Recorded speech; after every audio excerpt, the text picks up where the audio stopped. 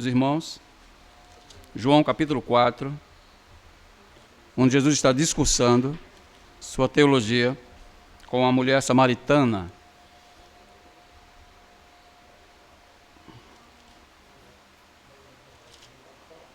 João capítulo 4, versos 1 em diante, ele diz assim, santos: Quando eu soube que os fariseus tinham ouvido dizer que Jesus fazia e batizava mais discípulos do que João, ainda que Jesus mesmo não batizasse, mas sim os seus discípulos. E deixou a Judéia e foi outra vez para a Galiléia. Tinha de passar por Samaria. E foi, pois, a uma cidade de Samaria, chamada Sicar, junto da propriedade que Jacó tinha dado ao seu filho José. E ali estava o poço de Jacó.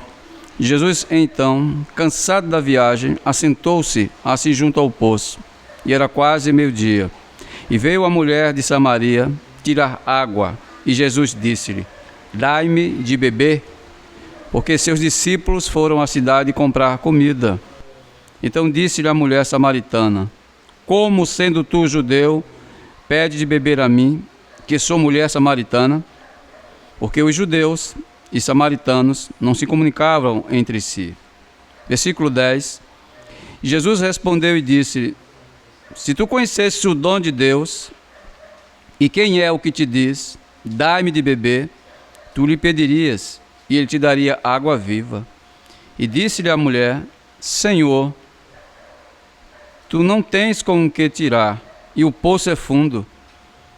Onde, pois, tens água viva?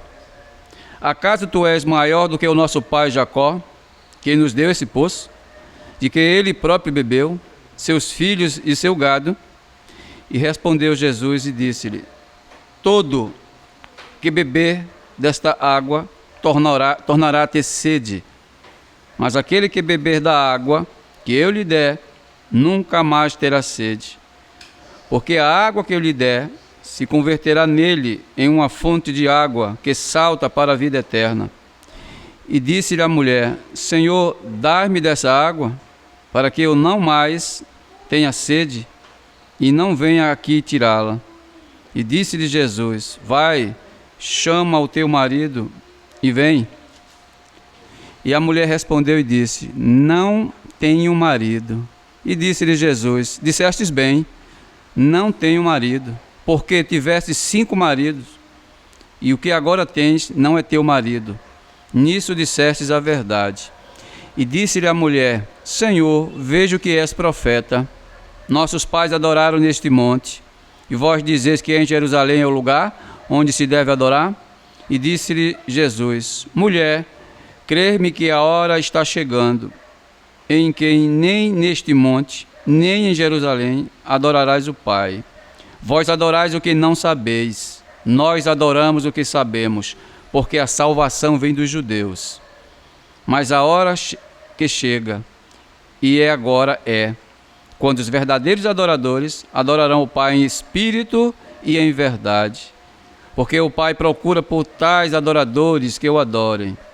Deus é espírito, aos que o adoram, e é necessário que adorem em espírito e em verdade. E a mulher disse: Eu sei que o Messias chamado Cristo virá. Quando ele vier, anunciar a tudo. E Jesus disse: Eu sou o que falo contigo. Nisto vieram os seus discípulos e maravilharam-se de que estava falando com uma mulher. Todavia, nenhum lhe disse: Por que perguntas? Ou por que falas com ela? Pode sentar, irmãos. Essa é a parte A. Nós observamos a semana passada por que esse capítulo não está no capítulo 3 e o capítulo 3 também não está no capítulo 4. São fatos sucessivos que estão a ocorrer dentro do desdobramento do Evangelho de João. Primeiro, João descreve um mestre da lei e depois descreve uma leiga que está conversando com Jesus, mas ambos estão no mesmo ponto de partida. Todos são ignorantes com respeito à lei. Todos os dois são incrédulos, tanto Nicodemos como a mulher samaritana também é incrédula. A diferença era que Nicodemos, altamente conhecedor da lei. A mulher samaritana, altamente ignorante com relação à lei de Deus. Mas os dois, para Cristo, não tinha diferença nenhuma, porque os dois eram incrédulos. Tratava com a mesma perspectiva, irmãos. Quando nós formos lermos esses textos, você tem que olhar com um olhar crítico, uma crítica construtiva em cima do texto, para que vocês possam respirar o texto bem.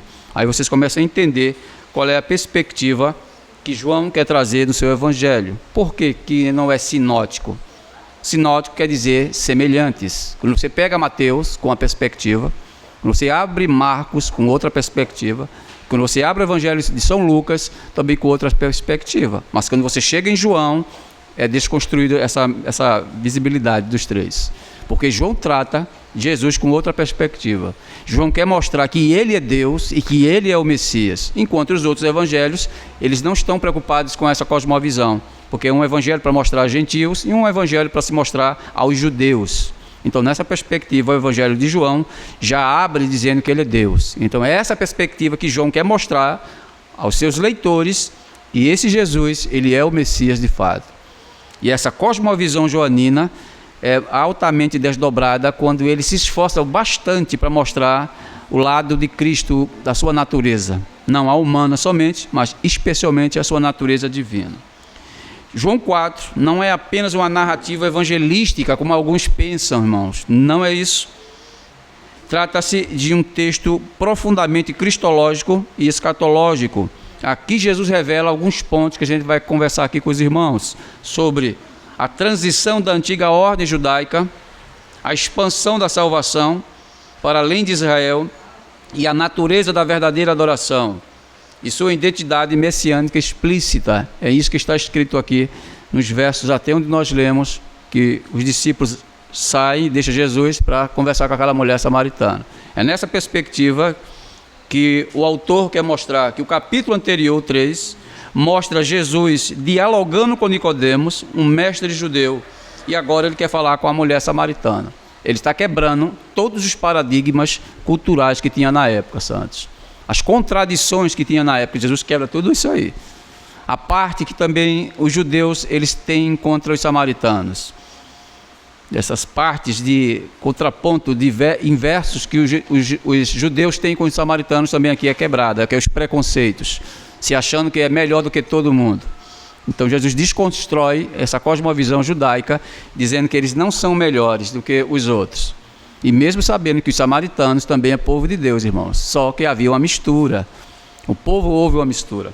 Então aqui nós observamos isso, nesta parte, que João constrói um contraste intencional da elite religiosa judaica para uma mulher marginalizada de Samaria. A mulher estava altamente em pecados diante de Deus, mas mesmo assim Deus a trata com o maior respeito, não foge com o princípio ético e mantém um bom diálogo com a mulher chamada samaritana. Mas ela estava altamente envolvida em pecados, mas mesmo assim Deus trata ela de uma forma cordial. O ponto 1, que está aqui no versos 4, quando você pega o versículo 1, que está tendo ali, os fariseus estão falando a respeito de Jesus, indagando que Jesus batizava mais do que João. E sabemos que para que o ministério de Cristo pudesse florescer, João teria que morrer antes. Ele não poderia manter o ministério dele ativo. Então era necessário que ele morresse. Então os discípulos de João são agora passados para Cristo, porque essa foi a finalidade de fato de Jesus ter vindo. João não era para ter continuado o seu ministério. Quando nós observamos João é o último dos profetas da antiga aliança. João traz a carga mais pesada de todos os profetas, porque ele agora participa ativamente do ministério de Cristo. Então, quando você olha os evangelhos, vocês não podem olhar para os evangelhos apenas como apenas o livro literário dentro do Novo Testamento. Ele só está dentro do Novo Testamento, irmãos, por causa da cronologia da sua escrita. O que quer dizer isso? Que os aspectos da igreja do primeiro século, narrado dos evangelhos, é a antiga aliança, é Antigo Testamento, é a antiga dispensação, ainda que está ocorrendo nesses textos. Quando você vê Jesus, Jesus não faz parte da nova aliança. Jesus está ainda na antiga aliança. Ele está cumprindo a antiga aliança ainda. A nova aliança, podemos dizer, a dispensação da graça do Novo Testamento, ela é descrita em Atos capítulo 2, quando o Espírito Santo desce sobre a igreja, e agora a igreja tem uma nova direção com o Espírito Santo. Mas Jesus já está na eternidade com o Pai. Então observamos nessa visão, João Batista é o último profeta do Antigo Testamento. E ele foi o profeta mais excelente que teve dentro da linhagem dos profetas. O próprio Cristo vai dizer isso. Ele foi o melhor de todos. Ele foi o porta-voz do Messias. Ele veio para abrir as veredas que estavam fechadas e mostrar que haveria de ser feito daquela forma. E ele traz uma mensagem exclusiva para o seu povo, não para gentios. Ele traz arrependimento para o povo da aliança, que são o povo de Israel. Israel estava afastado, irmãos, bilateralmente, bilhões e bilhões de quilômetros de Deus. Não é o templo que estava erguido, não era o sacerdócio que estava erguido, isso não era necessário, essas coisas. O povo já estava corrompido até o talo, quando Jesus chega naquele momento do primeiro século. E olha que ele passa 30 anos para se manifestar, ele passa 30 anos oculto, se preparando, entre aspas, para poder aparecer. Porque Jesus cumpriu a lei perfeitamente, santos. Para que um sacerdote pudesse assumir o seu ofício, ou o sumo sacerdote, ele assumia com 30 anos de idade. Exatamente os 30 anos de idade Jesus assume. Jesus teve apenas 3 anos e alguns meses de ministério. 3 anos para difundir a imagem de Deus, para falar do Evangelho e para dividir o mundo em 2 partes. Ele consegue dividir o mundo em 2 partes. O mundo era totalmente oriental, hoje o mundo é ocidental. Veja, antes e depois de Cristo ficou assim. Porque quando Jesus parte da terra, a igreja começa a contar de novo, 0, 1, 2, 3. Estamos hoje no ano, que ano? 2026. Mas na prática não é 2026. Os judeus já vai mais do ano 5000. Aí você observa que essa funcionalidade de Cristo foi para isso. Então o Antigo Testamento encerra-se com o ministério de Cristo e a nova aliança, ela abre-se com a perspectiva do Espírito Santo. Aí o versos 1 e o versos 3 vai dizer assim: e quando o Senhor soube que os fariseus tinham ouvido dizer que Jesus batizava mais discípulos do que João, aí está em parêntese, isso não está no original, tá bom? Foi feito para que você possa entender, ainda que Jesus mesmo não batizasse mais seus discípulos. Então a cosmovisão que os judeus tinham que Jesus batizava, ele disse: eu não fui feito para isso, mas os meus discípulos, eles vão ser feitos para isso daí. Eu não batizo ninguém. Quem batizava era João. João batizava discípulos. Os meus discípulos batizam pessoas, mas Jesus não foi chamado para batizar. Não pudera fazer isso porque não é a funcionalidade máxima dele. Então ele começa a desconstruir aqui. João começa a mostrar que ele não foi chamado para batizar, mas que sim os seus discípulos foram chamados para batizar.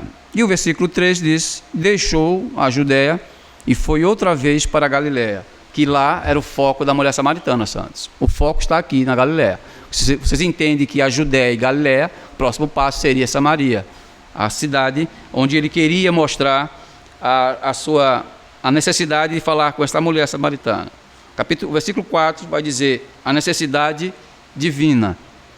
Era necessário passar por Samaria. Assim vai dizer o verso. Era necessário passar por Samaria. Esse termo grego, eidei, necessário, em João frequentemente carrega o sentido teológico, irmão, não meramente geográfico, como alguns querem dizer. Necessário por quê? Numa visão geográfica, para eu chegar ali, eu tenho que passar por aqui. Então é necessário passar por aqui, porque se não passo por aqui, não consigo chegar até o determinado local. Alguns escritores querem dizer por causa disso, mas acreditamos que não é por causa dessa potência que ele quer dizer. A palavra necessário. Essa mesma visão você vai achar em Lucas, quando Jesus vai visitar o homem chamado Zaqueu. A estrada da casa de Zaqueu não era necessariamente que dava em certos locais apropriados, como uma rua principal, por exemplo. Se eu quero chegar aqui à avenida, eu tenho que passar na rua principal. Então ali é um ponto que eu tenho que passar por ali. Mas Jesus faz de propósito quando chega e vai para a casa de Zaqueu. Ele diz: olha, hoje me convém pousar em tua casa. Hoje me convém pousar. Então, da mesma forma que é necessário eu passar a falar com aquela mulher. Não é que havia um contrato ou alguma forma de dizer assim, ela vai estar aqui ao meio-dia. Jesus sabia que ela ia estar ali ao meio-dia, Santos. Jesus já sabia do ponto que aquela mulher estaria ali ao meio-dia. Porque aquele horário era para os samaritanos buscarem água. Se vocês entendem a cultura oriental, trabalho de mulher, homem não faz. Ou vice-versa. Carregar água é lugar de é coisa de mulher, não era coisa de homem. Então, as mulheres sempre carregavam águas para os vossos lares, tanto ela casada como ela solteira. E ela estava nesse ponto principal para buscar água. E Jesus dispensa aos discípulos, mas o interessante é que o texto diz, olha, era necessário passar por ali, porque ele sabia que aquela mulher estaria ali, naquele local, naquele horário, e ela estava carregada de dúvidas a respeito do reino de Deus. Então essa palavra necessário não quer dizer nada das partes geográficas, como se disser assim, é necessário passar por aqui por causa disso. Não, a parte geográfica, esqueça essa parte geográfica. Sabe por quê? Porque a rota normalmente seguida pelos viajantes judeus em direção ao norte da Judeia para a Galiléia tinha que passar em Samaria. Era necessário passar por ali, porque Samaria era o local perfeito para chegar nessas bandas da Galiléia. Então, a geografia, portanto, ditava para que isso fosse verdade. Mas nós não olhamos com essa perspectiva da parte geográfica, ok? A única alternativa era cruzar aqui o Jordão, perto de Jericó, viajando até para o norte, que hoje chamamos de Transjordânia, porque os nomes mudaram, tá? Transjordânia, que era o local norte de Israel, partindo para Galiléia, e o próximo passo era chegar lá nessa cidade gentílica. Por que era uma cidade chamada gentílica? Mesmo sendo povo de Deus, os judeus não consideravam Samaria como povo de Deus. Eles eram altamente exclusivistas, não aceitavam misturas. Mas eu não culpo os judeus por pensarem dessa forma, irmãos. Eu só culpo Deus, porque Ele não é o responsável por isso. Foi Ele que infundiu isso na mente do povo dele. Foi Ele que determinou essas coisas. Foi Ele que criou essas coisas. Agora, se os judeus absorveram a doutrina de uma forma errada, aí sim. Mas a doutrina está correta. Não pode haver misturas no povo de Deus. E os judeus aderiram a isso rapidamente.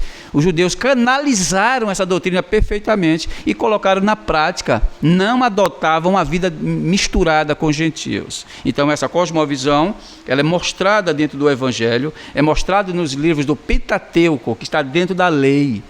Você vê que o judeu, ele é altamente rigoroso com relação à lei de Deus. Nós não. Nós somos relaxados com a lei de Deus.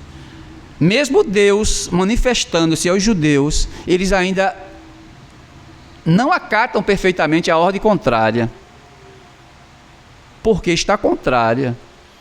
Jesus, quando disse para Pedro, olha Pedro, tem um pessoal lá em Jope que são gentios, eles precisam ouvir, é necessário ouvir a minha palavra, você vá lá até eles. Mas Jesus não fala dessa forma, irmãos. Ele fala de uma forma mesclada. Mostra o lençol para Pedro, cheio de répteis, seres imundos que não é aceitável que o homem possa degustar.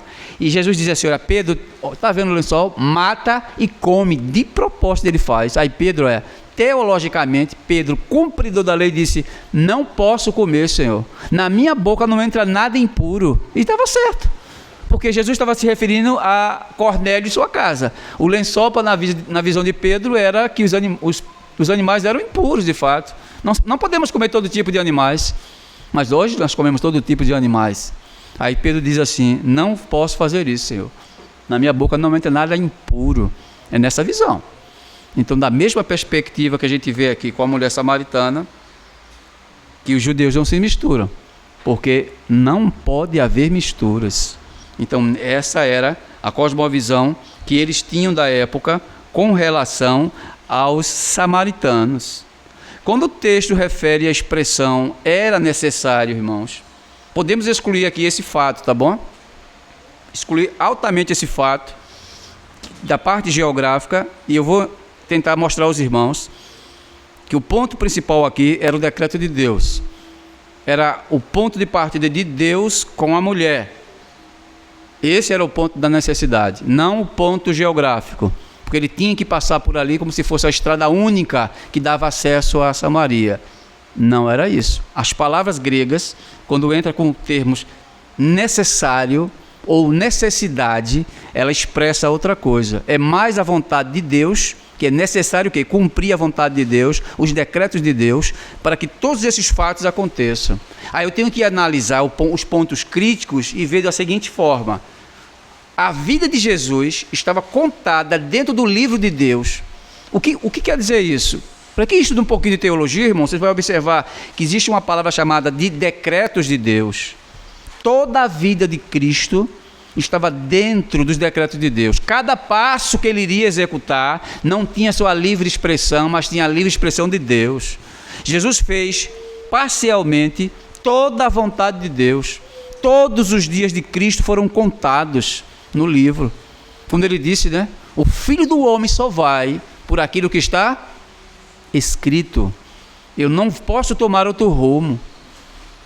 Eu não posso tomar outra variante, porque eu sei o que eu tenho que fazer. Cada passo que eu der aqui, meus discípulos, é programado por Deus. Só que vocês não sabem disso, viu? Mas é dessa forma. Então, por que Jesus visitou Zaqueu? Porque era necessário do decreto de Deus. Por que foi necessário passar por Samaria naquele momento, naquela hora, com aquela mulher? É porque estava dentro do cronograma de Deus. Era necessário ele ter que passar por ali. Tudo que Jesus fez foi por isso, irmãos. Tudo.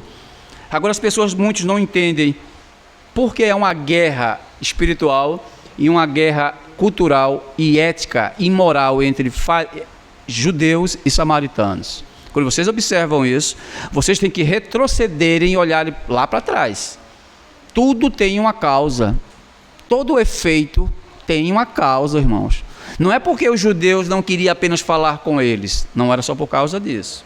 Então, para que possamos compreender este repúdio dos judeus aos samaritanos, precisamos regressar aqui ao passado, lá para o ano 722, ou talvez 721 antes de Cristo, porque teve exílios que foram capturados judeus e outros samaritanos, porque naquela época era o reino do norte, Samaria, e o reino do sul, que eram os judeus, capital de Jerusalém. Os assírios foram lá e Nabucodonosor e capturou todas essas pessoas e levaram a cativo.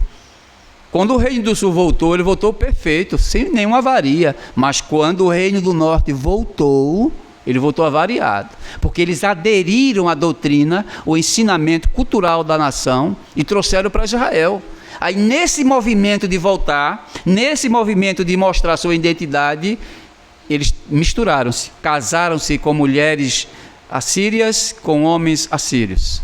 E aí houve a mistura. Aí quando os judeus olharam para aquele clima, disseram: esse povo é povo de Deus. Mas eles aderiram à política assíria, eles aderiram ao casamento com mulheres assírias e homens assírios. Então nós não queremos mais estar pactuando com eles. Eles são nossos irmãos, mas eles lá e eu cá. Aí houve a divisão, aí começou a proliferação agora de judeus odiarem os samaritanos. Para vocês sentirem na pele que a coisa era tão séria, irmãos, que quando um samaritano cruzava com os judeus, o judeu ficava de costas para ele e batia o pé bem forte contra o chão para que a poeira levantasse. Ele está dizendo assim: isso é para vocês, são imundos, nós tratamos vocês como imundos. E isso era o judeu. Agora imagine isso é o povo de Deus, ele fazendo isso. Agora imagine isso com as outras nações, Roma, Egito. O que eles não faziam, irmãos? Eles eram altamente religiosos com esse aspecto. Então essa era uma briga entre samaritanos e judeus. E quando Jesus vai conversar com essa mulher, ela tem a mesma cosmovisão de Jesus. Eles não se sentem uma parte mais elevada do que os judeus, mas eles criaram também repúdio contra os judeus. É por isso que ela argumenta com Jesus: sendo tu judeu, tu pede a mim para tirar água, dizer assim, isso não é uma falta de respeito comigo, uma falta de ética que você está fazendo. Vocês não gostam de nós. E por que você está me pedindo para fazer isso? E basicamente era isso que ela está dizendo com Jesus. Então a gente observa, esta era uma guerra entre eles, entre samaritanos e entre os judeus, irmãos. Não se batiam bem por causa disso. Os reinos foram divididos lá atrás e houve essa mistura, essa combinação que resultou nessa briga entre judeus e samaritanos. Essa foi a combinação dos eventos que estimulou isso daí. João talvez tenha a intenção aqui, queridos, de fazer um contraste entre a mulher dessa narrativa e Nicodemos no capítulo 3. Ele era erudito, poderoso, rejeitado, ortodoxo e teologicamente preparado, Nicodemos, com relação à Torá. Nesse caso, você observa que os samaritanos não tinham a Bíblia hebraica completa. O que é que os samaritanos tinham? O Pentateuco. Profetas, salmos, os livros históricos, eles não aceitavam aquilo como verdade. Eles só aceitavam o Pentateuco. Então essa era a verdade para a mulher samaritana. Aqui Nicodemos aceitava todos esses livros do Antigo Testamento que a igreja ocidental aceitou, que somos nós. Nós aderimos à teologia escriturística dos livros do Antigo Testamento, da mesma forma que os judeus aderiram a isso. Então veja o contraste. Nicodemos, altamente respeitado, ortodoxo, ou seja, estava numa boa prática, teologicamente preparado com a teologia do Antigo Testamento, e ela era inculta, sem influência social, não tinha, como se fosse hoje, uma influência digital. Ela não era influência digital, como Nicodemos era. Ela era iletrada, não tinha formação acadêmica nenhuma que consta nos registros da mulher samaritana. Era uma mulher simples, sem postura, sem valor, vivia dentro de uma ética imoral, porque já teve vários maridos, e o que ela tinha hoje, ele vai dizer, também não é seu marido. Então, teologicamente, essa mulher estava altamente em pecado diante de Deus. Então, veja o contraste entre Nicodemos, um homem observador e praticante da lei, para esta mulher samaritana, que também estava no mesmo patamar dele. Os dois eram ouvintes da doutrina de Cristo. O ponto de ligação entre os dois irmãos é que os dois eram incrédulos. Não adianta ter autoconhecimento de um certo assunto se a verdade não está nesse contexto. Eu tenho formação teológica, eu tenho mestrado, doutorado, eu tenho pós-graduação, mas não serve isso, Santos, isso não serve se você não estiver ligado na verdade. Sem verdade, esses cursos não têm autoridade sobre si. A autoridade, ela repousa na verdade de Cristo. Porque sem essa autoridade de Cristo, esses ensinos não têm validade de nada. Você vê o Sinédrio, é como se fosse um senado romano.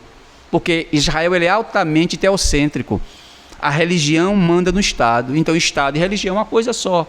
Então, o Sinédrio era tanto automaticamente a política de Israel, o lado civil, como também o lado religioso. Então, essa era a derivação que Nicodemos vivia politicamente falando. Era um homem político e um homem religioso. E nada disso serviu para Nicodemos para dizer assim, tu sabe quem sou eu? Você sabe quem eu sou? Sabe quem que está falando com você? Nicodemos não fez nenhuma percepção do que Jesus estava dizendo.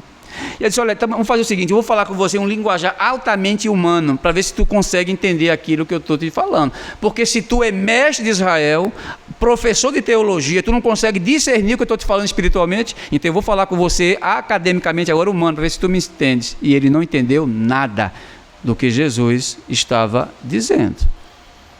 Então essa era a perspectiva de Nicodemos. Aí quando ele parte para a mulher samaritana, é a mesma coisa. Ali está certo. Ela não tinha formação.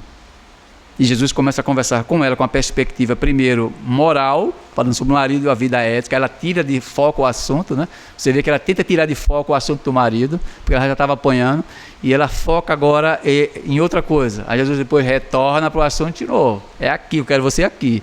Não saia do foco. Mas os dois, Nicodemos e a mulher samaritana, todos dois eram incrédulos com relação a essa perspectiva. Os próprios samaritanos, como os judeus, encontravam-se fora da verdade de Deus. Neste sentido, podemos compreender a expressão era necessário. Por que é necessário? Porque eles estão fora da minha vontade. as pessoas não entendem o que é a lei de Deus. Israel, mesmo sendo guardador da lei judaica, não compreendia nada sobre o reino de Deus. O que ele tinha de entendimento era aspirações soteriológicas do reino de Deus. Ele precisava se aprofundar mais sobre a questão do reino. A própria oração do Pai Nosso diz o que, irmãos? Venha o teu reino, a oração. Traga o teu reino, exponha o teu reino, Senhor. E Israel não sabia o que era reino. Reino, na mente de algumas pessoas, é um castelo com muros altíssimos, guardas fortes e um homem sentado numa cadeira com uma coroa desse tamanho, que era o rei. Reino é isso para as pessoas. O reino de Deus é cósmico. Todo mundo faz parte do reino de Deus. O mundo geral faz parte do reino de Deus. Jesus quer mostrar que nesse reino ele é rei, que ele é o criador de todas as coisas, que ele é o gerador de vida de todos os seres. Tanto a mensagem para Nicodemos de novo nascimento, como a mensagem de se aproximar para entrar na penetração desse reino, passa por mim, Nicodemos, passa por mim, mulher samaritana. Se para entrar no reino tem que passar por mim. O interessante é que vocês não podem fazer nada com relação a isso. Isso é uma coisa metafísica, é uma coisa altamente espiritual, não pode proceder de vocês não. Veja que é uma palavra que eu vou usar para que você entenda o que eu estou falando. Eu vou falar de água, porque a água vocês entendem o que eu estou falando. Água e o pão. O pão é um simbolismo de alimento universal. É o pão. E como a água é o elemento também de limpeza. É isso que eu vou dizer para você. Eu sou essa água. Você precisa dessa água. É por isso que ele senta próximo do poço para teologar com a mulher. Porque ele vai usar a água para evangelizar ela. Que o judeu entende muito do que é água. O judeu entende de ritos de purificação, de inserção de água, de batismo, de circuncisão. Esse processo mecânico o judeu entende. Entende? Se eu vou usar a mecânica de água, porque essas pessoas vão entender o que eu estou falando, Santos. Aí Jesus começa a dizer, ó, eu vou sentar aqui e vou dar logo uma cantada nela.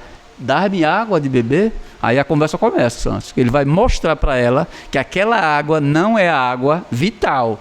Que aquela água, quem tomar, vai tornar a ter sede. Mas a água que eu vou trazer para você é uma água que nunca mais você terá sede. E ela entende tudo errado. Tudo errado. Nesse desdobramento, ela é bem semelhante ao velho chamado Nicodemos. Era proposital, ato soberano de Deus. E Cristo está aqui cumprindo o plano do Pai. A evangelização, ela não é uma parte acidental, mas faz parte do desígnio de Deus, que ela precisava ser evangelizada. Você vê que quando ela sai dali, ela vai enxertar o que Cristo falou dentro da sociedade. Agora imagine, irmão, um homem consegue fazer isso, enxertar. 12 homens conseguem mudar a cosmovisão do mundo. A igreja de hoje tem bilhões de pessoas e não consegue influenciar as pessoas.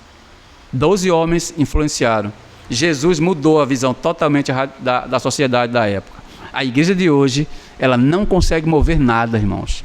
Você pode me dizer, mas é o ato soberano de Deus. É verdade, é o ato soberano de Deus. Mas a igreja, ela faz algo de diferente, santos. Jesus quer mostrar aos discípulos que isso é possível, isso é necessário, quando a igreja está na posição certa, com a teologia correta. Os versos 10 aos versos 14, irmãos. Ele diz, água viva e a superação da antiga ordem. Jesus oferece aqui água àquela mulher. Ele enfatiza que a imagem vem lá do Antigo Testamento, entre os livros proféticos de Jeremias e Ezequiel, com relação à água. Ele também está ligado às promessas escatológicas que Deus fez no passado.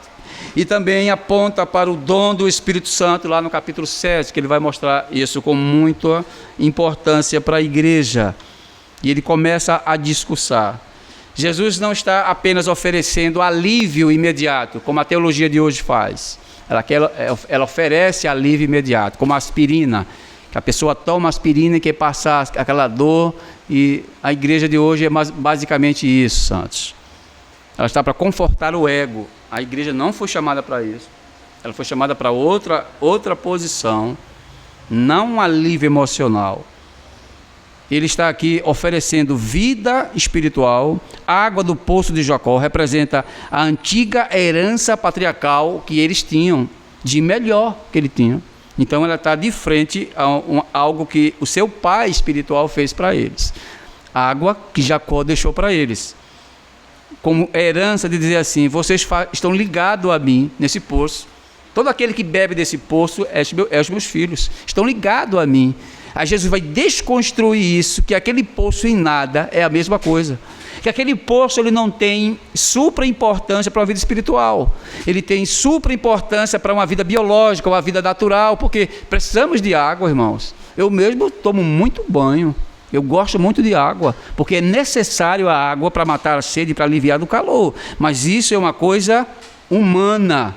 Então Jesus, ele diz, é maior do que Jacó. Ele quer mostrar isso. E ela vai dizer que não. É tanto que ela vai desafiar ele. Tu é maior do que o nosso pai Jacó? Ela vai dizer isso. Ela quer dizer que não é, você não é maior do que nosso pai Jacó. Aí ele vai começar a entrar por outras vias para mostrar para ela que ela estava altamente enganada.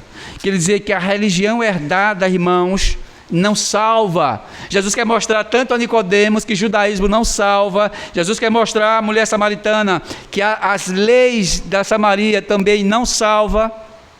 O templo que estava em Gerizim não salva. O templo que está em Jerusalém não salva. Porque Deus não habita em casas feitas por mãos humanas.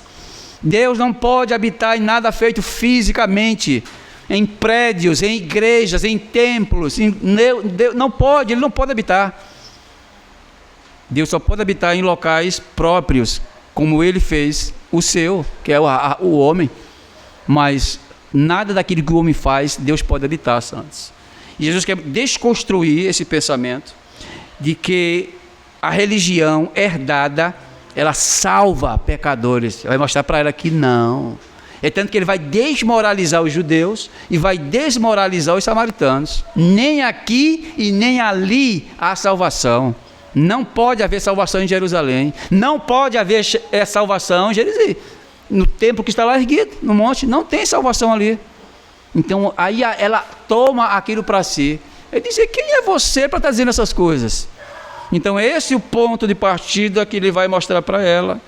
Não só o pedido de Jesus à mulher tinha provado que ele estava acima dos preconceitos dos judeus, praticantes rigorosos, mas ele mesmo agora oferece água viva, da qual ela nada sabe, irmãos. Ela era leiga com relação a isso. Aí é que Jesus quebra o princípio do preconceito. Preconceito nesse sentido de quê? Que judeu não fala com samaritano. Aí Jesus quebra mais uma vez um princípio da ética judaica e vai até o encontro com ela. É tanto que os discípulos saíram, irmãos, deixaram Jesus sozinho. Ele sai para comprar alimentos, provavelmente em alguma cidade de Samaria. Então lá ele começa a teologar com ela e mostrar a importância do entendimento de água. Ela não sabia quem ele era de fato, e se ela tivesse conhecido quem ele era e que estava pedindo a ele por água, ela estaria insistindo com ele para lhe dar água boa, de boa qualidade, mas ela não sabia quem ele era. É por isso que ela não faz questão de ajudá-lo plenamente, irmãos. Essa é um ponto que a gente observa. Quando a pessoa não conhece a Deus, ela rejeita a Deus. A mente humana, ela ignora a perspectiva de Deus. Deus pode estar falando com ela e ela pode estar rejeitando Deus, porque é próprio da natureza humana o homem rejeitar a Deus. É dentro da incineração humana, é próprio ela não aceitar as perspectivas de Deus. Se Deus não quebrar, se Deus não romper os grilhões da ignorância, ela ficará para sempre no seu estado de ignorância diante de Deus. Não há uma liberdade expressa na mente do homem para que ele possa romper esses grilhões. E a mulher samaritana era altamente ignorante com relação a isso. E ele disse, o dom de Deus que ela não reconhece. Quando ele vai dizer, se tu reconhecesses o dom de Deus, o que é isso, irmãos? Para o judeu, o dom de Deus, como também acredito para os samaritanos, é o Pentateuco. O Pentateuco é o dom que Deus deu para a sua oração e o seu povo. É tanto que eles entendem que isso pode ser verdade, que eles não aceitam os livros proféticos do Antigo Testamento, eles não aceitam os livros poéticos do Antigo Testamento, eles não aceitam os profetas maiores e nem os profetas menores, eles só aceitavam isso daí. Para um entendimento judaico, Flávio Joséfo chegou a dizer que talvez o ponto principal do discurso é que eles entendessem que o dom de Deus fosse a Torá, ou seja, o Pentateuco, os 5 livros de Moisés. Era isso que a mulher estava entendendo que era o dom de Deus. Jesus estava falando de outra coisa. Se tu conheces o dom de Deus, ele estava se referindo a ele próprio, irmãos. Não tinha nada a ver com a Torá. E a mulher altamente negligenciando o que poderia ser isso. Então, provavelmente a vida eterna que somente Jesus pode dar.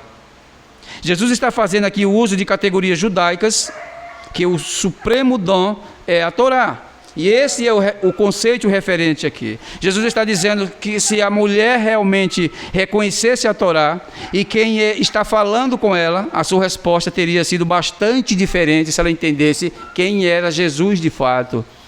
Mas é o que nós vemos hoje dentro da sociedade. As pessoas não conhecem a Jesus de fato.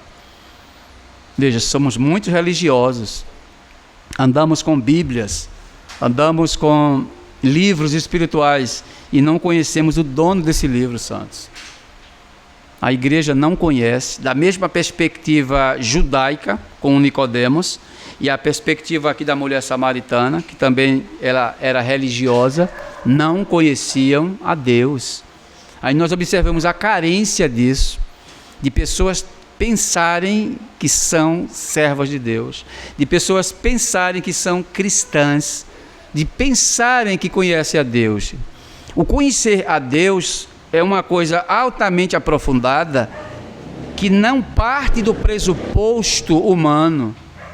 Eu não posso conhecer um ser metafísico feito Deus se Deus não se revelar para mim. Porque se Deus não descortinar quem Ele é, ficaremos por trás das cortinas com as nossas mentes ignorantes com relação a Deus. Então é impossível com a mente humana, altamente limitada, altamente obscura com as relações do que há no mundo espiritual, para dizer assim, eu conheço a Deus. É um atrevimento muito grande de um homem natural em se atrever e dizer que conhece a Deus. Só podemos conhecer a Deus se Deus vier até nós. Isso é histórico, isso é bíblico, isso é teológico. Só podemos conhecer a Ele se Ele vier até nós. Se Deus não vier até nós, não conhecemos a Ele. E as partes que Ele nos revela sobre o seu caráter, a sua ética, ainda não é grande, é coisa pequena.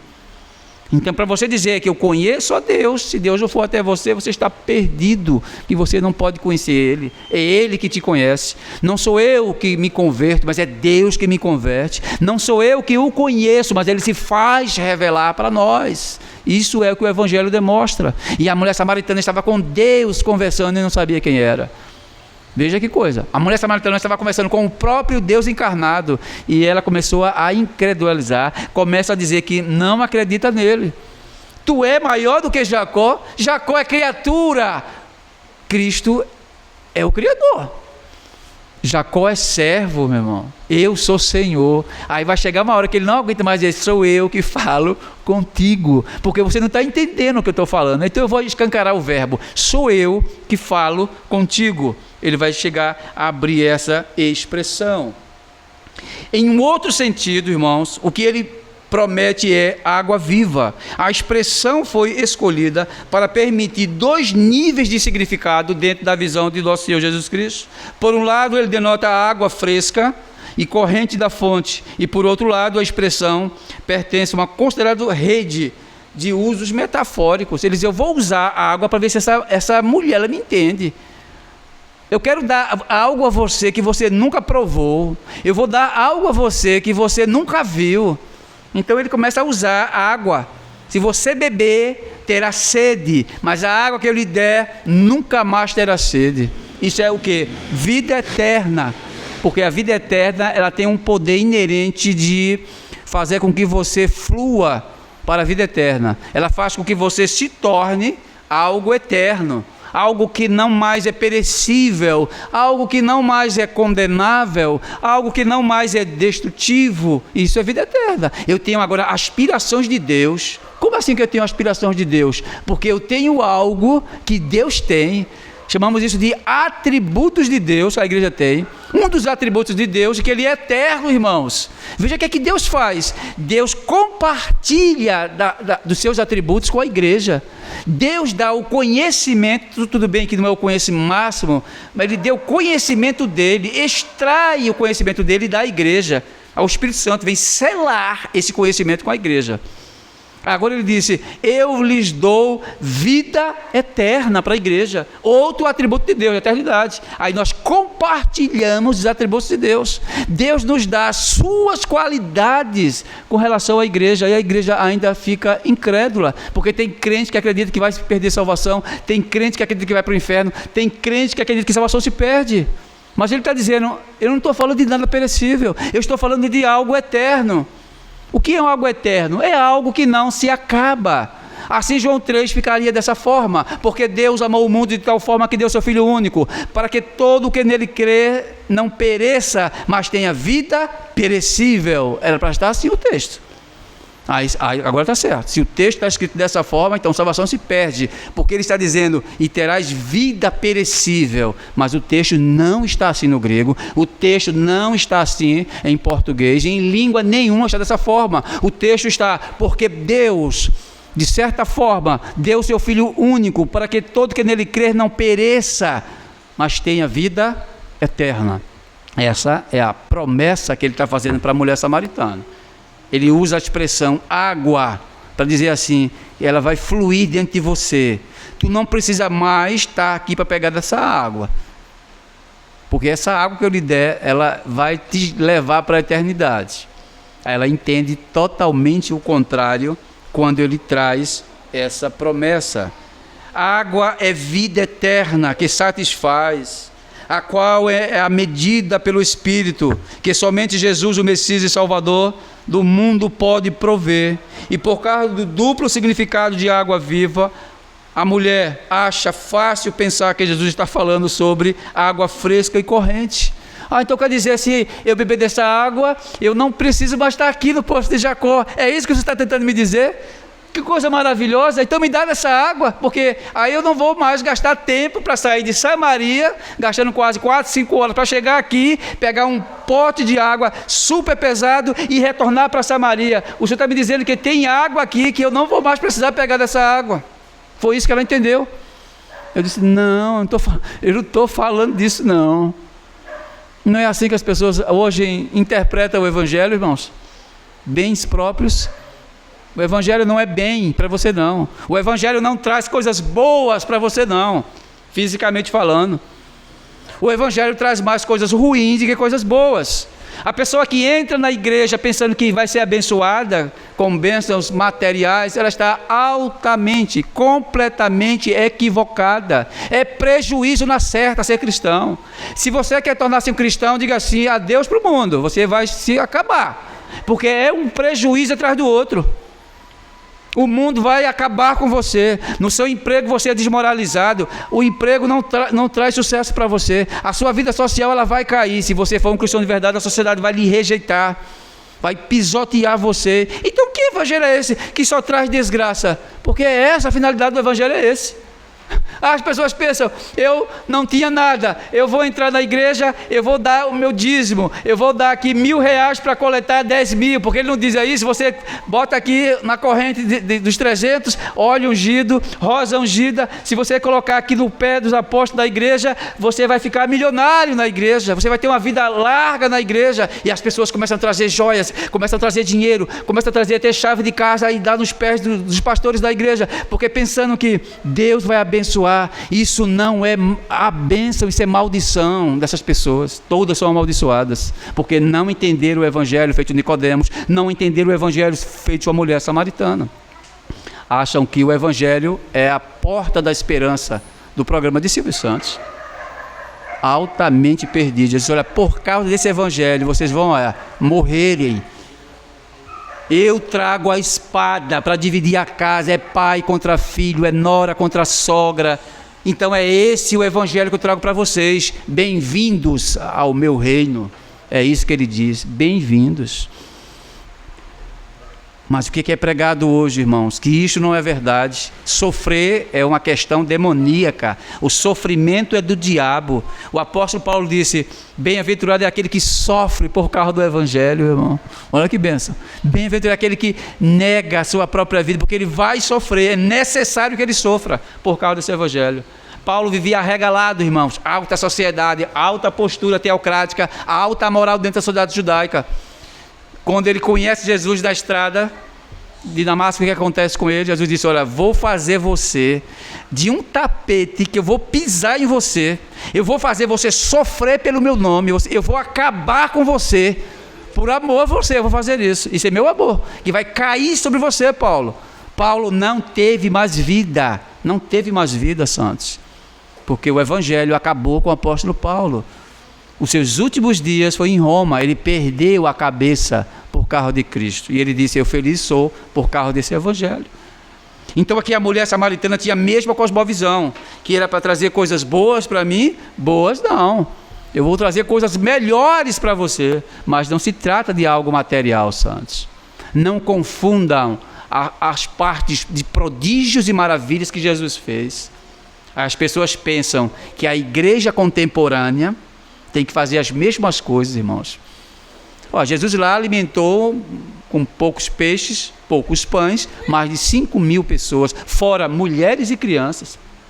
Jesus ressuscitou pessoas. E por que essa igreja de hoje ela não consegue fazer nada? Ela não faz é porque o dono dela não quer que ela faça. Não é porque ela é incrédula, como alguns pensam. Você não faz isso porque você não tem fé suficiente. Não é fé suficiente, irmãos. É o dono da fé que não faz nada por nós com relação a isso. Ele não quer que faça essas coisas. Eu não estou dizendo que isso não possa acontecer. Eu estou dizendo que o grande volume dessas coisas que aconteciam no Antigo Testamento, que acontecia no primeiro século, não vai acontecer hoje, irmãos. É só você entender o que é o Evangelho. Quando você entende o que é o Evangelho, quando você entende o dono da igreja, a perspectiva dele, você vai entender que essas coisas não é possíveis.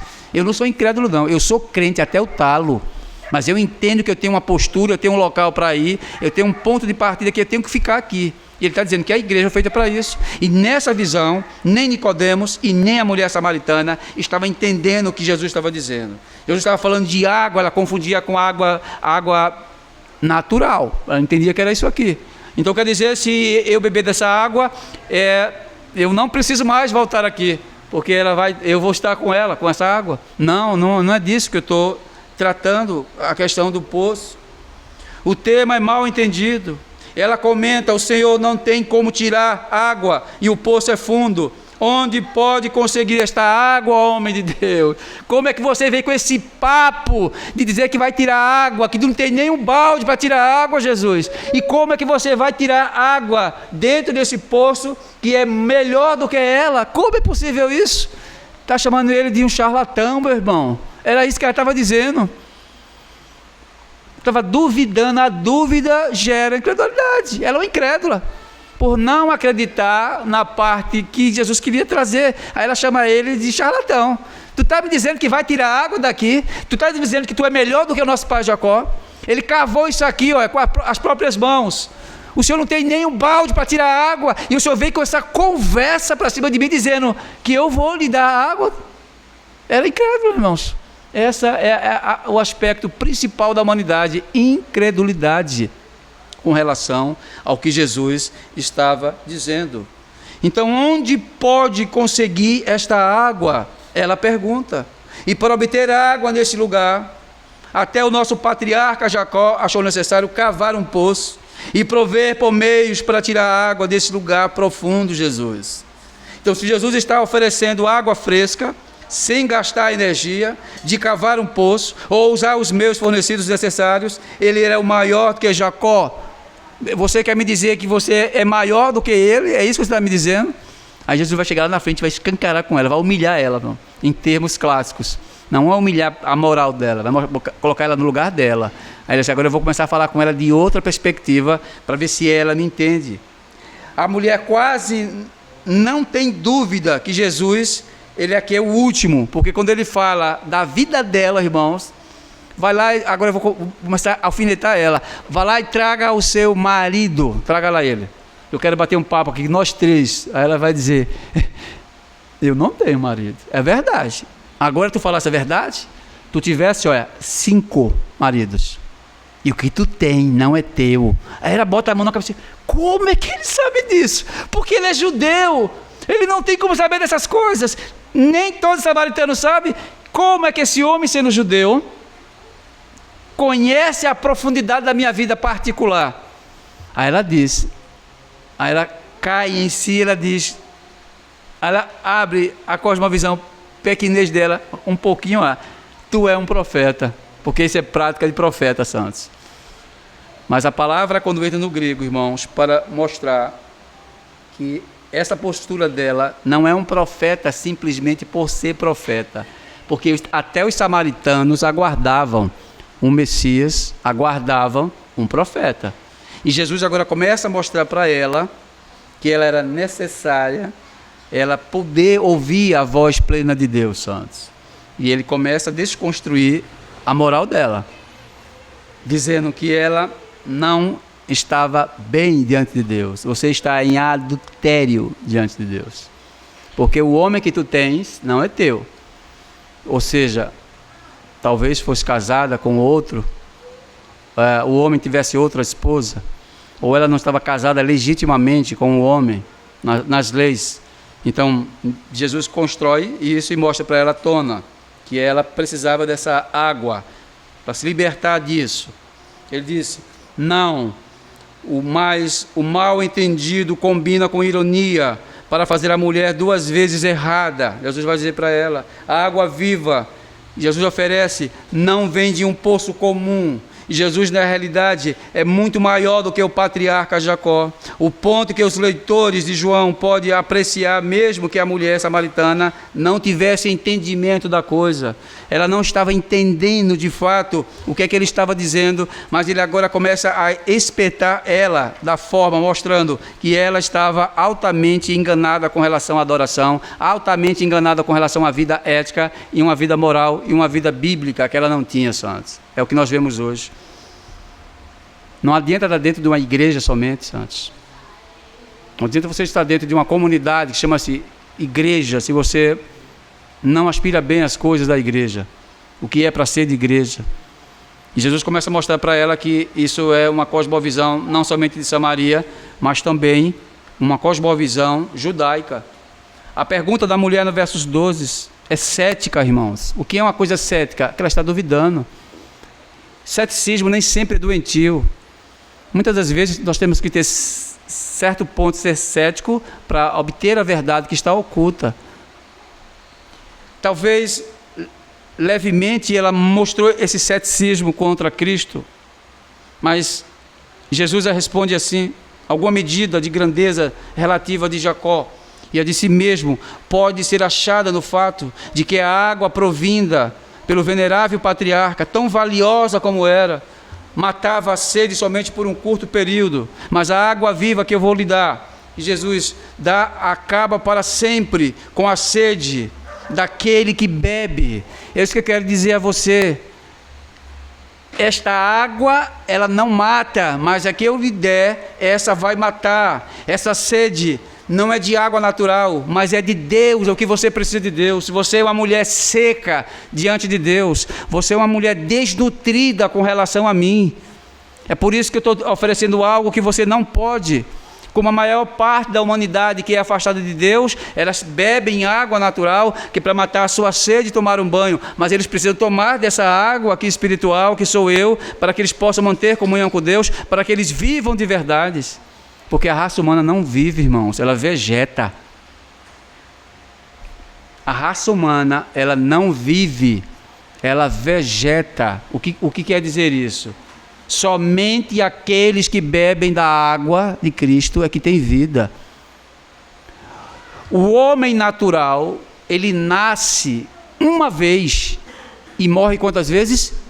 2 vezes, irmãos. Repetindo, o homem natural nasce uma vez e morre 2. Como assim, presbítero?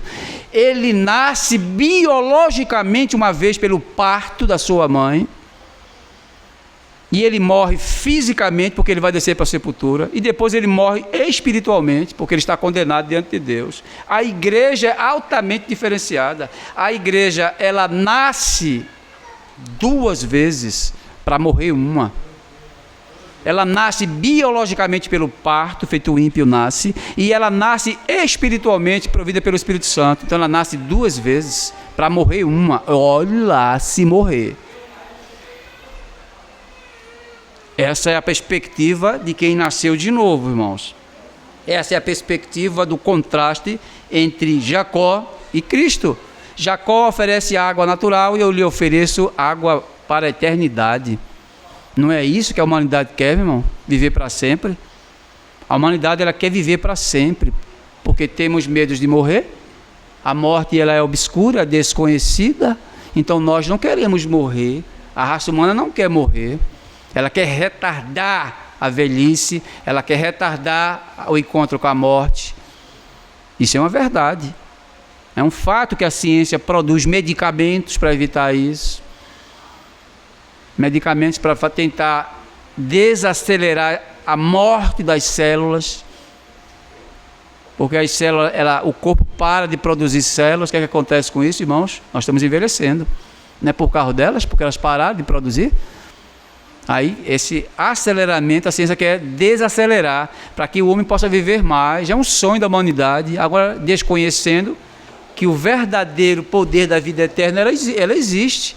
Eu não estou falando de filmes de ficção científica, eu estou falando de uma coisa real. Jesus, ele tem o alto poder da criação, Santos, está com ele. Ele é a máquina perfeita da vida eterna, é ele. Se existe a palavra vida eterna, zoe, no grego, significa que essa máquina de geração de vida eterna chama-se Cristo. Ele é a vida do próprio Pai. Ele é que dá vida. Através dele, tudo que ele toca consegue viver. Tudo que não existe passa a existir, irmãos.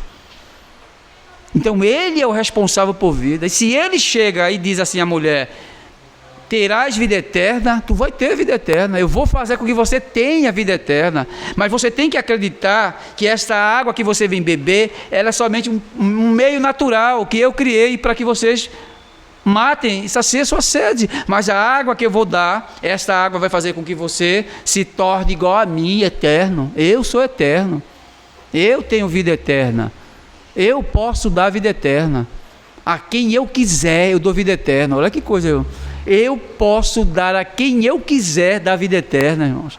Não é você que decide isso, não. Sou eu quem decido se você terá vida eterna. Então essa é uma perspectiva de Cristo. Então a mulher, como Nicodemos, continua a pensar em um plano puramente naturalista, como fica claro por seu desejo de não voltar a tirar a água do poço, quando ela diz: então eu não vou mais precisar voltar. Ela não entendeu, a bichinha não entendeu o X da questão. Ela pensava que era água natural. Um forasteiro está falando a verdade. Ele é de fato maior do que Jacó, a mulher samaritana, que em certo grau de ceticismo ou esperança, que não podemos avaliar aqui, quer alcançar alguma bênção que capacitará a abandonar essa viagem miserável ao trabalho, irmãos. A gente sabemos que o trabalho é bênção de Deus, mas cansa demais. Aquela rotina todos os dias, irmão, cansa. A gente diz assim: pai, se eu pudesse, eu não trabalharia dessa forma assim, acelerada, de segunda a sábado. Cansa demais. Aí talvez a mulher estava com essa mentalidade: rapaz, de buscar água de segunda a sexta. É horrível aqui no poço, porque eu estou muito cansada. E esse homem chega fazendo uma promessa, que se eu beber dessa água que ele tem, que eu não sei nem o que ele vai buscar essa água, eu não preciso mais buscar aqui no poço. Que coisa maravilhosa. Como é que pode ser um negócio desse? Eu não preciso mais buscar água. A mudança do assunto, embora abrupta, irmãos, não é artificial. A mulher samaritana já não captou quem é Jesus e a interpretou erroneamente a narrativa da água viva que ele estava oferecendo. E por esta virada do diálogo, Jesus indica que ela também entendeu mal as verdades das dimensões de sua própria necessidade e a real natureza de sede e autoconfessada. Ela precisava, mas ela não tinha entendido. É como se ele dissesse assim: eu estou com muita pena, porque ela não está conseguindo entender, como o velho Nicodemos, que eu tive que falar de várias formas para que ele entendesse o que é reino. Agora essa mulher está com grande dificuldade, feita de Nicodemos, de poder entender o que eu estou dizendo. Era necessário que você precise passar por esse estágio, mas você não está entendendo o que eu estou dizendo. Algo que a mulher entende no versículo 19. Ela vai entender, ela: vejo que tu és profeta agora, porque ele disse: já que tu não está entendendo de uma forma perfeita que eu estou te dizendo, uma forma natural, eu vou usar uma forma antinatural com você, para ver se você me entende.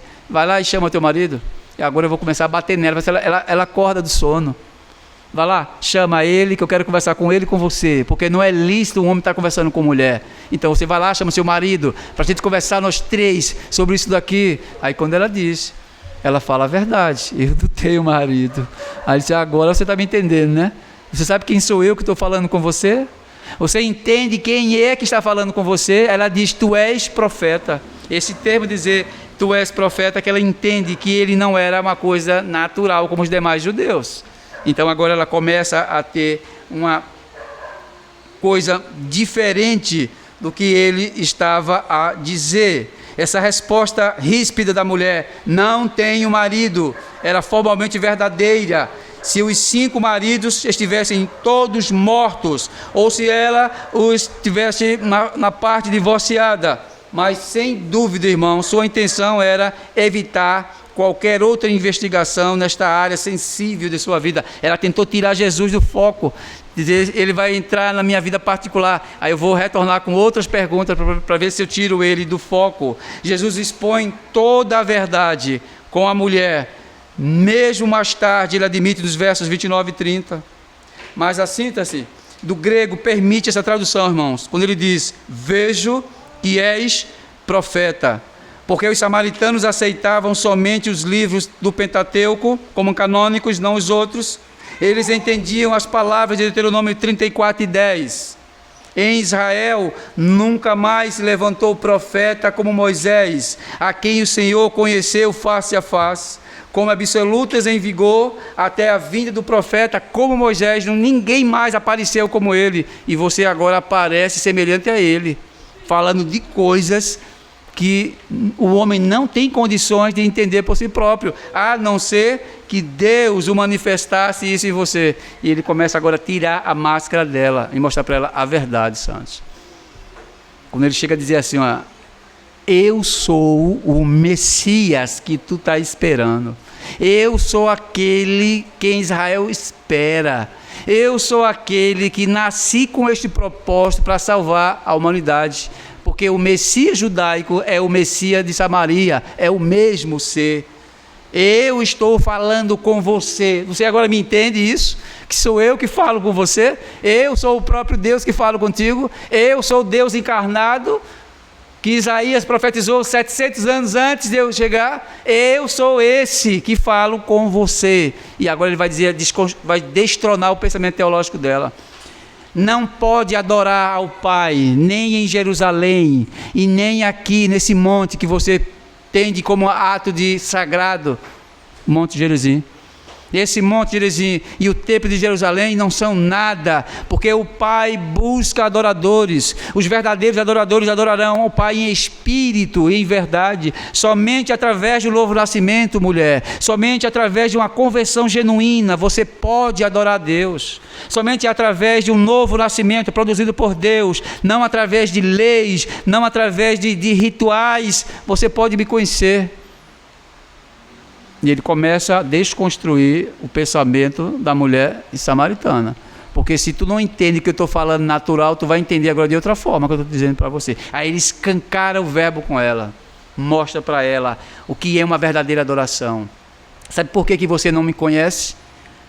Porque você não tem a visão adequada do ensinamento correto. Quando o indivíduo ele não tem propriedade da teologia concreta, irmãos, ele é cego. Ele é cego. Ele não consegue nutrir a verdade. Ele coloca algo na mente dele que a mente dele produz. É um perigo quando a mente humana produz por si própria.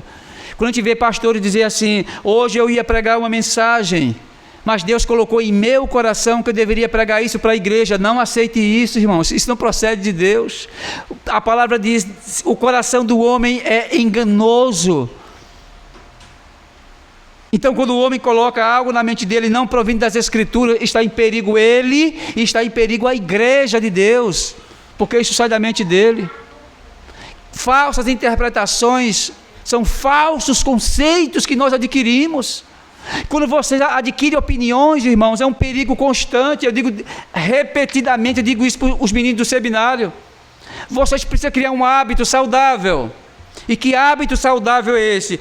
Parem de ter opiniões. Vocês não podem ter opiniões na vida de vocês. Por que o Brasil está nessa bagunça? Porque nós brasileiros temos opiniões.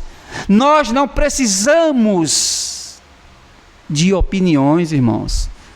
Precisamos é de conceito. Quando você tem conceito, você consegue conversar com qualquer pessoa. Porque eu tenho um conceito. Eu sei definir os termos. Eu sei a etimologia da coisa, como funciona. Então isso é conceito. É o que a igreja brasileira precisa. É um bando de pessoas. Me perdoe até as pessoas que estão escutando do outro lado. Quando eu falo bando, eu não estou discriminando, estou falando de uma aglomeração de pessoas que se denominam cristãs e não têm um autoconhecimento que significa isso que eu estou dizendo. O autoconhecimento da Escritura que é plausível, que tem que estar em nossas mãos. Da mesma forma que essa mulher samaritana não era provida de conhecimento, ela era ignorante, leiga com relação. Jesus chega a dizer para ela, olha, a salvação não está com vocês, samaritanos. O conhecimento da salvação vem deles, olha. Ele aponta para quem? Os judeus. Eles têm o conhecimento da salvação, mesmo não praticando, mas eles têm o conhecimento da salvação. Nele estão os pactos, as alianças, as ordenanças, a lei, a Torá, está com eles, não está com vocês não. A mulher samaritana tinha uma visão embaçada da coisa. Ela não conseguiria refletir quem era que estava na frente. Essa era a necessidade dela. Então hoje as pessoas se acham cristãs, elas acham que ter opiniões é algo saudável dentro da igreja. Ah, isso aí é uma opinião sua. Não, não é opinião minha não, eu não tenho opinião não. O que eu falo para você, eu vou mostrar dentro dos livros da parte histórica, da parte bíblica, da parte teológica, a etimologia, as definições. Eu não sou o pai dessas coisas, essas coisas foram criadas, eu estou apenas repetindo elas. Então, quando a pessoa pergunta, ô Clécio, me explica isso aqui, você crê que isso é dessa forma? Tu pode me dar uma opinião sobre isso? Eu digo, eu não posso te dar uma opinião. Sabe por que eu não posso dar opinião? Porque cada um só dá o que tem, e eu não tenho opinião para te dar. E o que é que você tem? Eu tenho um conceito sobre o tema que você está falando. E o que você está pensando, o que você está colocando para fora, esboçando na sua mente criativa, está altamente errado, querido. Altamente fora do padrão que Deus estabeleceu. Eu não estou falando de presbiterianismo. Eu não estou falando de doutrinas reformadas. Eu estou falando de teologia bíblica. Agora, eu não tenho culpa se essas pessoas que chamam-se reformadas, eles têm um conceito correto. Eu não tenho culpa. É a verdade, é expressa. E a mulher samaritana, da mesma forma que o velho Nicodemos, não estava entendendo a coisa. E é por isso que Jesus aqui, escancara quem ele é para ela. Eu sou o Messias. Eu falo contigo sobre essas verdades. Ninguém pode adorar a Deus fora desse padrão, mulher. Só consegue adorar a Deus em espírito e em verdade, porque as duas coisas são simultâneas, são intercambiáveis. O que é uma coisa intercambiável? É quando eu falo de uma coisa e depois falo de outra coisa, mas essas duas coisas são a mesma coisa. Em espírito e em verdade é a mesma coisa. Você precisa nascer de novo. É isso que eu falei para o velho. Ele precisa nascer de novo, Nicodemos. Da mesma forma, a mulher samaritana. Você precisa nascer da água e do Espírito. E no dia que você chegar nesse estágio, ela vai fluir dentro de você como um rio, que esborra para a vida eterna. Aí você vai entender o que eu estou falando. E é essa linguagem que eu estou falando com você. Você precisa dessa água, porque sem ela você não consegue adorar a Deus. Você não consegue viver sem Deus, sem isso.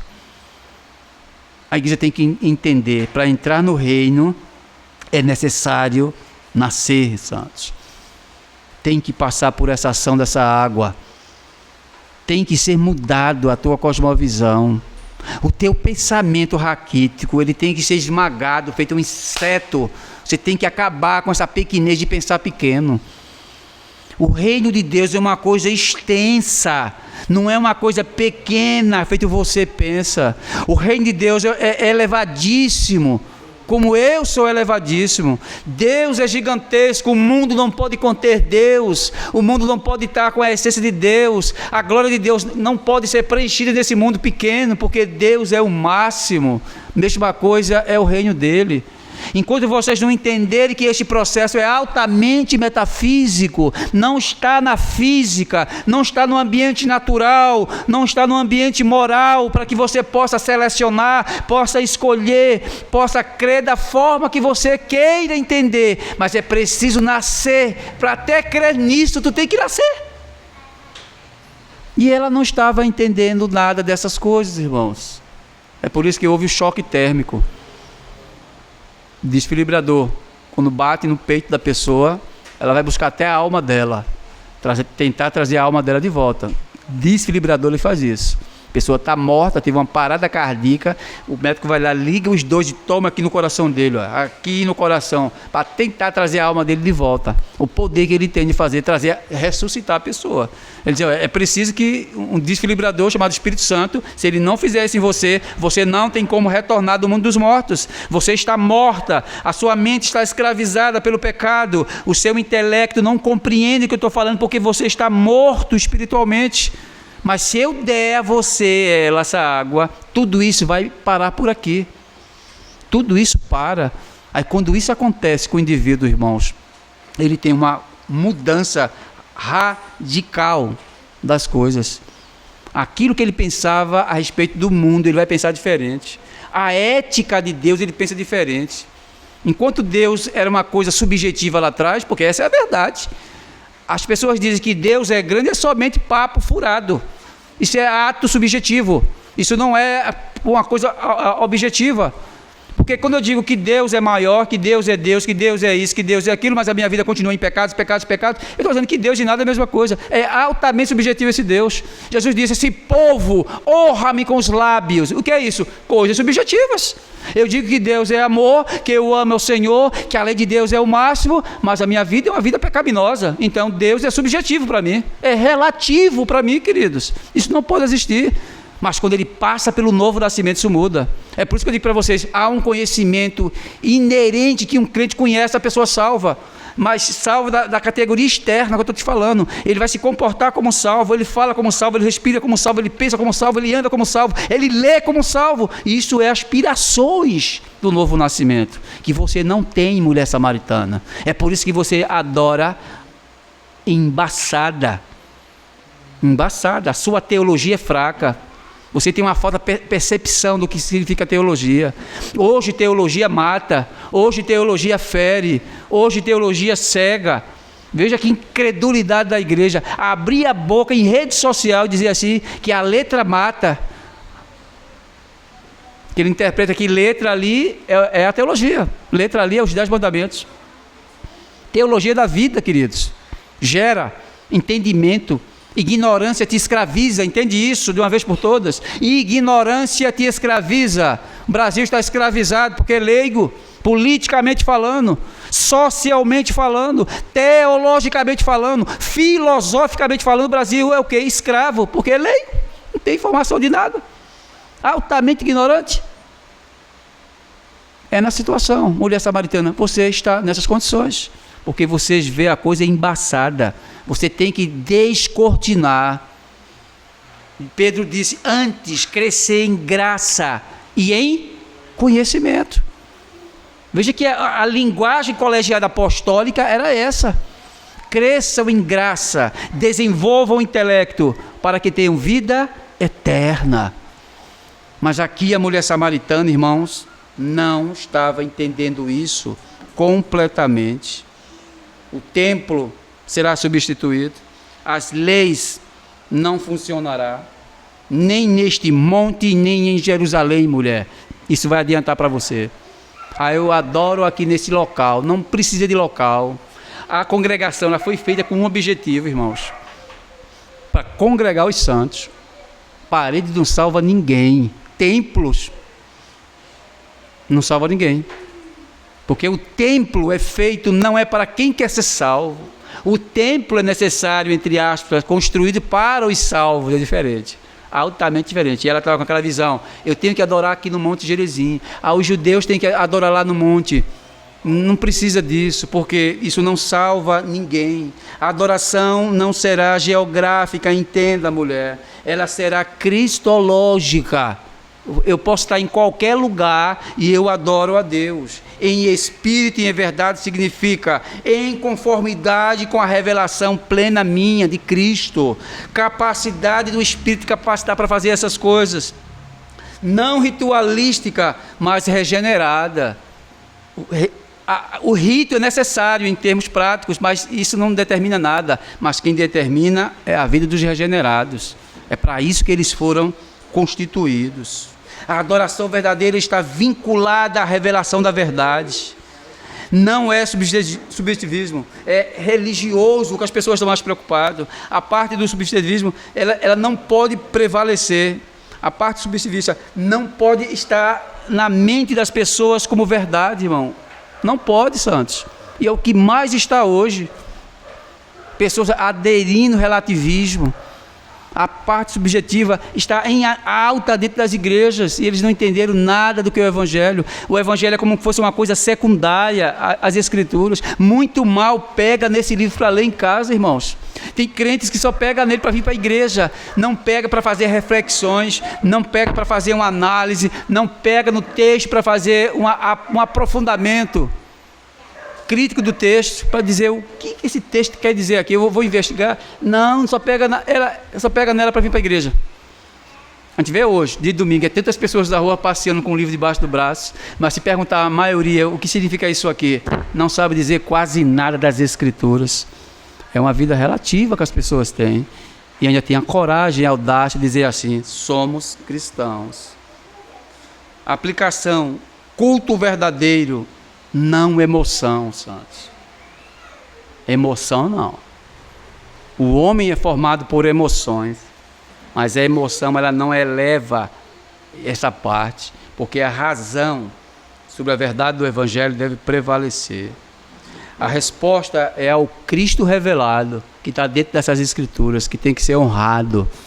Como Nicodemos e a mulher samaritana não deram valor ao Cristo que estava na frente dos dois, tendo o privilégio de ser evangelizado por ele, e não teve o reconhecimento de quem ele era. Esses dois exemplos, do capítulo 3 e do capítulo 4, ele desvenda, irmãos, que a salvação vem do Senhor, que este desdobramento desse entendimento, ele procede de Deus, não procede do homem. Nem o incrédulo que não tem conhecimento, que é a mulher samaritana, que ela não é culpada, e nem aquele homem que tinha autoconhecimento do Antigo Testamento, Nicodemos. Nada disso ajudou eles a terem uma cosmovisão de quem era Deus. Era necessário nascer de novo, queridos. Isso nós temos que aprender isso. É necessário nascer de novo. Essa é a mensagem do capítulo 3 e essa é a mensagem do capítulo 4, quando Jesus chama a responsabilidade dela. É necessário nascer da água e do Espírito, mulher. Se não for, você não vai conseguir adorar a Deus. Essa mensagem ela tem que ficar gravada em nossas mentes. Sem Deus não podemos fazer nada. Sem Deus não gera nada, irmãos. A mulher samaritana aprendeu isso de uma forma. Nicodemos também aprendeu isso de outra forma. Mas ambos aprenderam a verdade. O que é que nós temos que fazer? É que esta verdade ela chegue aos ouvidos da humanidade que está aí fora. Eles precisam ouvir essas verdades. Eles precisam urgentemente saber que Deus ele é o responsável por isso. E que de fato, irmãos, Deus ele está procurando os seus adoradores. Não é qualquer pessoa, mas é aqueles que Ele escolheu para adorá-lo.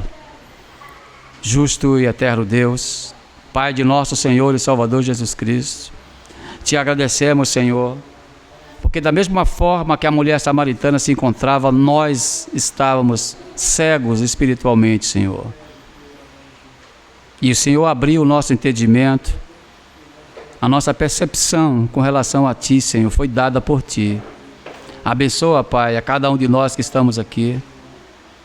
Te agradecemos pela instrumentalidade do Teu Santo Espírito, Senhor, com relação de todas as coisas, que nós somos tão pequenos diante de Ti e ficamos cada vez mais maravilhados com a Tua grandeza, Senhor, diante de nós. Abençoa os Teus santos que aqui estão, Senhor. Aqueles que não conseguiram chegar aqui nessa noite, que estamos sentindo falta deles, abençoa eles também, Pai. É o que eu te peço e te agradeço em nome de Cristo Jesus. Amém, Senhor.